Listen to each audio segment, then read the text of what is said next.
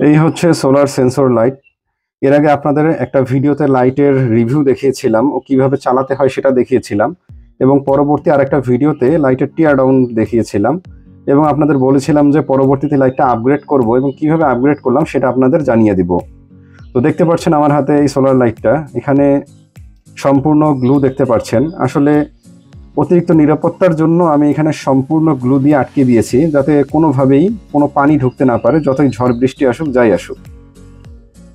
এই যে এই সেন্সরটা, এটা হলো মোশন সেন্সর। এই সেন্সরের গোড়া দিয়েও পানি ঢোকার সম্ভাবনা থাকে, যার কারণে এটাকেও আমি সম্পূর্ণ গ্লু দিয়ে, এটা কিন্তু গ্লু স্টিকের আঠা, হট যে গ্লু গানগুলো আছে ওই গ্লু গানের আঠাগুলো গলিয়ে এখানে দেওয়া হয়েছে হট গ্লু গানের মাধ্যমে।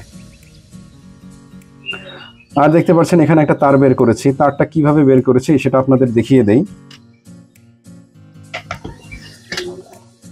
এই যে দেখতে পাচ্ছেন এখানে যে ব্যাটারি লাইনটা করা, এই ব্যাটারি লাইন থেকে মাইনাস নিয়েছি, ও এই যে এখানে সুইচের মাধ্যমে যে তারটা করা আছে এটা সম্পূর্ণ বাদ দিয়ে দিয়েছি। ও এই প্লাস বা এটা পজিটিভ এবং এটা হলো নেগেটিভ, জাস্ট দুইটা তারে জয়েন দিয়ে এই তারটা বের করে এনেছি। তারপর এখানে আলাদা একটা ব্যাটারি বক্স বানিয়েছি, দেখতে পাচ্ছেন ভিতরে দুইটা ব্যাটারি আছে, সবগুলোই হাই ক্যাপাসিটির ব্যাটারি, যার কারণে অনেক বেশি ব্যাকআপ পাবো আমি এই ব্যাটারির মাধ্যমে। এবং ব্যাটারিগুলো রিপ্লেস করা যাবে, এই দেখতে পাচ্ছেন খুব সহজেই খোলা যাইতেছে। আমি ব্যাটারিগুলো আবার দিনের বেলা চার্জও দিতে পারবো, সন্ধ্যার সময় আবার এটাকে লাগিয়ে রাখতে পারবো।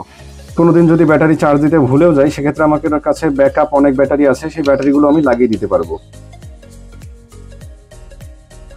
তো এখন আমি এর মাধ্যমে ব্যাকআপ অনেক বেশি পাবো, এবং এটা অবশ্যই বর্তমানে আমার কাছে অনেক একটা ইউজফুল গ্যাজেট হয়ে যাচ্ছে।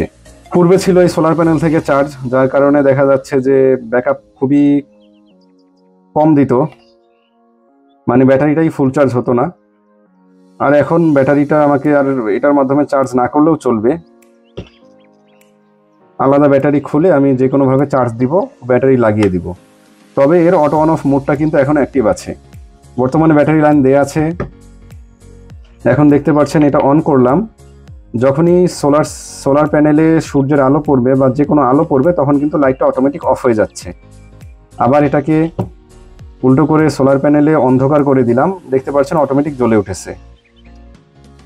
তো এখানে সুবিধাটা কি, আমাকে আর দিনের বেলা এটাকে অফ করতে হচ্ছে না, সারা রাত জ্বলার পর যখন দিনের আলো চলে আসবে তখন অটোমেটিক লাইটটা অফ হয়ে যাবে। তো এই ছিল এর আপগ্রেড প্রসেস।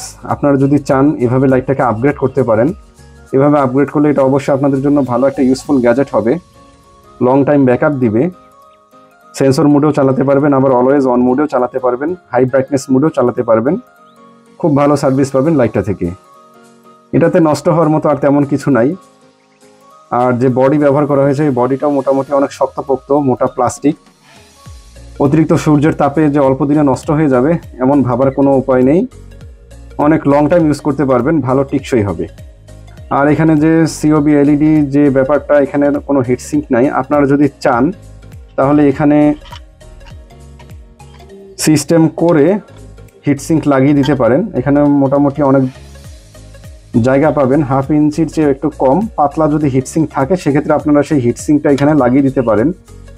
আমি যদি এখানে কোনো হিটসিঙ্ক লাগাইনি, তবে আমার টার্গেট আছে যে আমি এখানে পরবর্তীতে একটা হিটসিঙ্ক বানিয়ে লাগিয়ে দিব, সেক্ষেত্রে আমার এলইডিগুলো লং লাস্টিং হবে। হাই ব্রাইটনেস মোডে চালালে মোটামুটি ভালোই গরম হয়, তাই হিটসিঙ্ক ব্যবহার করলে ভালো হয় আর কি, লাইটগুলো লং লাস্টিং হবে। তো এই হলো এর আপগ্রেডিং প্রসেস, দেখতে পেলেন আপনারা। চাইলে আপনারাও এইভাবে আপগ্রেড করতে পারেন, ওই জিনিসগুলোকে ইউজফুল করে তুলতে পারেন। ধন্যবাদ সবাইকে ভিডিওটা দেখার জন্য। ভিডিওটা ভালো লাগলে অবশ্যই ভিডিওতে লাইক দিবেন, আমার চ্যানেলে যদি নতুন হয়ে থাকেন তাহলে অবশ্যই সাবস্ক্রাইব করবেন, আর বেল আইকনে ক্লিক করে রাখবেন যাতে পরবর্তীতে আপলোড করা কোনো ভিডিওর আপডেট মিস না হয়। এই লাইটটা কেনার লিংক আমি ডেসক্রিপশনে দিয়ে দিব, সেখানে ক্লিক করে কিনে নিতে পারবেন।